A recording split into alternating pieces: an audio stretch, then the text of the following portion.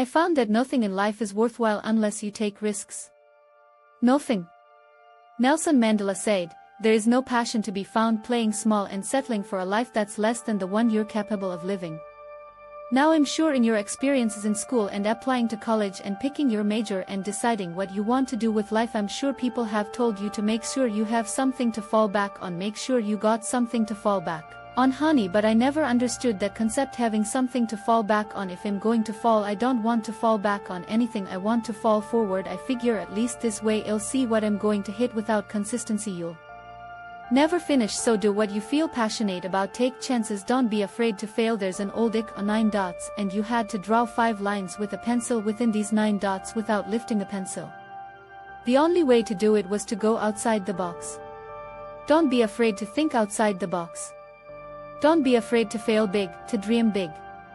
But remember, dreams without goals are just dreams.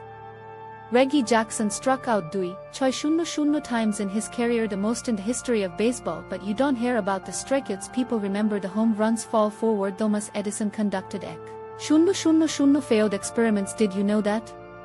I didn't know that because the Shunno X was the light bulb. Fall forward. Every failed experiment is one step closer to success. You've got to take risks. And I'm sure you probably heard that before, but I want to talk to you about why that's so important. You will fail at some point in your life, accept it. You will lose, you will embarrass yourself, you will suck at something, there's no doubt about it. And I know that's probably not a traditional message for a graduation ceremony, but hey, I'm telling you, embrace it because it's inevitable in the acting business. You fail all the time. Early on in my career, I auditioned for a part in a Broadway musical. Perfect role for me, I thought, except for the fact that I can't sing. I didn't get the job. But here's the thing. I didn't quit. I didn't fall back. I walked out of there to prepare for the next audition and the next audition and the next audition. I prayed. I prayed. And I prayed. But I continued to fail and fail and fail. But it didn't matter because you know what? There's an old saying. You hang around the barbershop long enough, sooner or later you're going to get a haircut.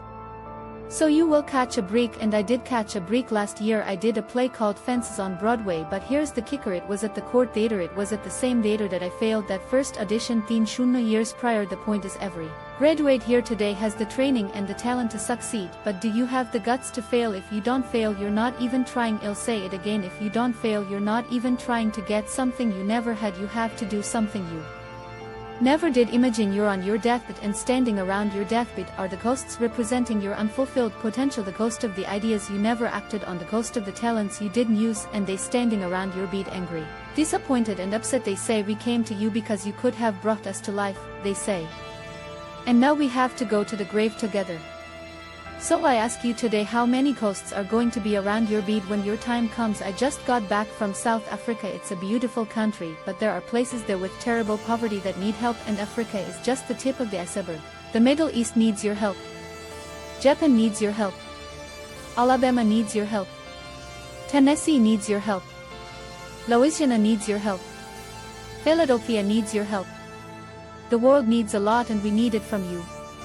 We really do. We need it from you young people.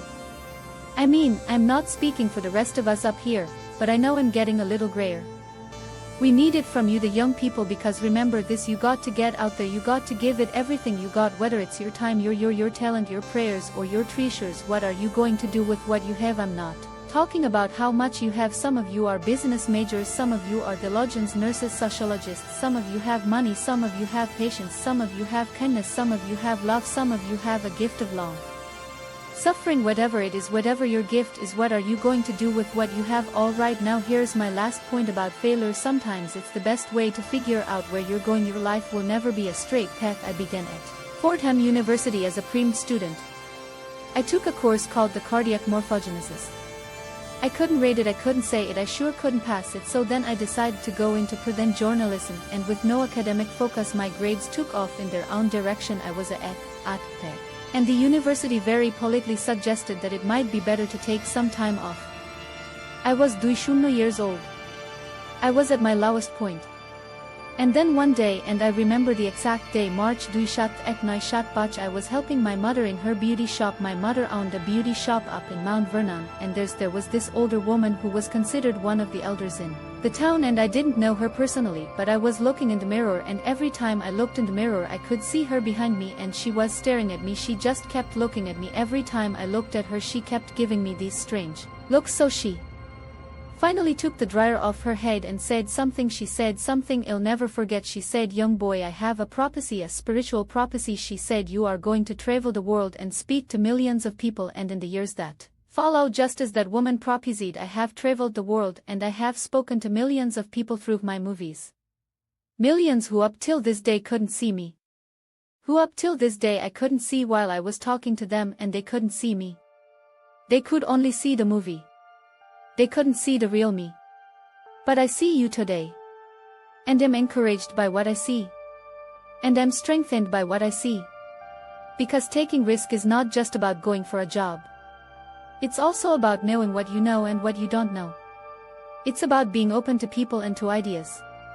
The chances you take, the people you meet, the people you love, the faith that you have, that's what's going to define you. Never be discouraged, never hold back, give everything you got, and when you fall throughout life, remember this: fall forward.